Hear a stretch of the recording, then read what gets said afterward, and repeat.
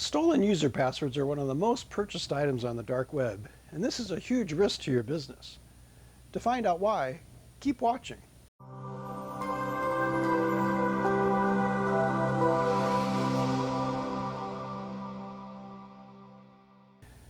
Hi, I'm Stephen Lauber, founder and owner of Trailhead Networks, and you're watching Talking Tech at the Trailhead. This is a series of short videos where we help small businesses with simple, easy to understand guidance about IT that is essential to their success. Many organizations fear that their technology just isn't working for them. At Trailhead, we walk alongside our clients and provide the help they need to take the fear out of IT. In this episode, we'll continue our talk about the 6 urgent protections every business should have in place now to protect themselves. Today, we'll focus on the second of these protections, and that's securing your passwords. Some of us can remember when having an internet connection was rare, and it was likely a dial-up modem. Back then, we were worried about users writing their passwords down and storing them in highly secure spots, like under their keyboard. The concern wasn't so much an attacker from somewhere else in the world breaking into the system with a stolen password. We were more worried about someone sitting at that desk and seeing a password on a sticky note. Today, all of our systems are online and interconnected. Most companies have portions, if not all, of their corporate data available in the cloud. The real threat to your business is that a bad actor with a stolen password can access critical data or cripple your IT resources, and you may not know that it's happening. In the US, the average email address is associated with 130 different accounts. In 2019, Google research showed that 65% of people use the same password for multiple accounts. And 50% of users reported using the same password for their personal as well as their work accounts. Password reuse is a major issue for businesses. One way you can try to combat this is to force frequent password changes and require complex passwords. There are heated debates in the tech world about password requirements and how frequently they need to be changed.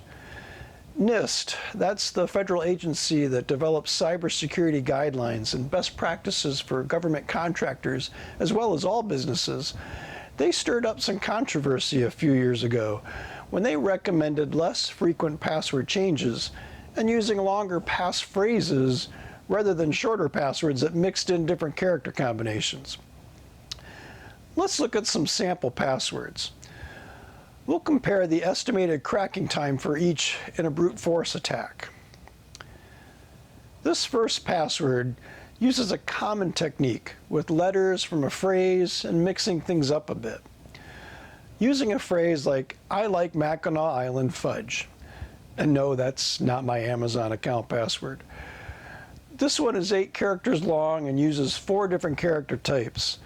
This would take about 7 minutes to break. If we add a couple more characters to it and bring it to 10, that helps out quite a bit. Now the length of time would be more like 4 weeks. But here's an example of a passphrase with 18 characters and only 2 different types. The length of this password brings the time to crack to a staggering 6 trillion years. And then just to make it interesting, let's add some spaces into the mix and bring the total characters to 21 and then 3 different types. The estimated time for this password to be cracked is 33 sextillion years. That's a 33 with 21 zeros. So you can see how much more effective a long password is over a shorter password with lots of complexity. If you want to take this to another level, have a long, randomly generated password that has no logical patterns. But this isn't too practical without a password manager. I don't want to go into a deep discussion here on this. The main takeaway here is that you need to find a balance between the ease of use and the level of security. If the process is too difficult, users will come up with workarounds like a loved one's name or their school mascot and putting a number at the end that they change each time their password expires. So what can you do to protect your business from these password challenges? Here are some recommendations. First, Guard your passwords.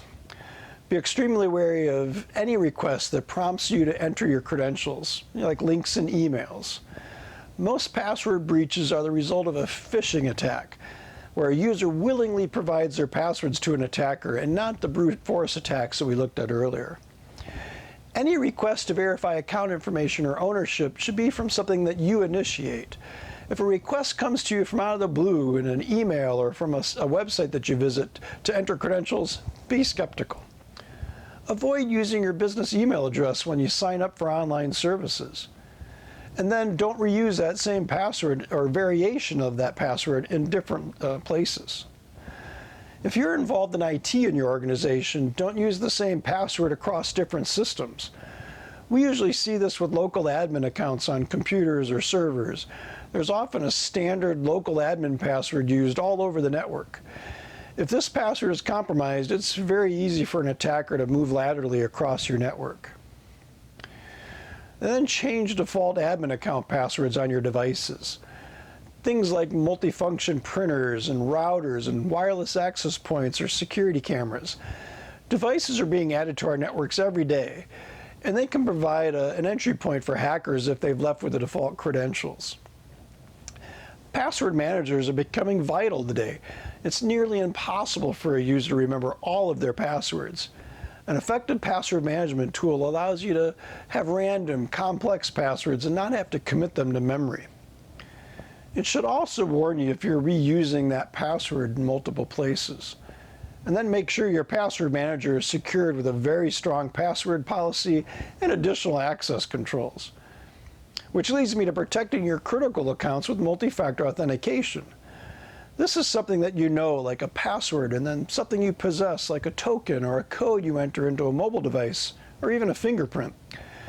If a password is stolen, multi-factor authentication will significantly reduce the ability for that attacker to gain access to your data. This should be a requirement if you have any kind of remote access, and on any cloud-based services like Office 365 or other cloud-based apps, and definitely your online banking. As we saw earlier, the dark web poses huge dangers with compromised credentials. You should be actively monitoring the dark web for compromised credentials that belong to any of your company email domains, and also personal accounts of critical individuals in your organization.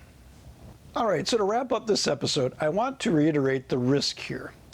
According to the Verizon Data Breach Report, compromised passwords are responsible for 81% of all hacking-related breaches.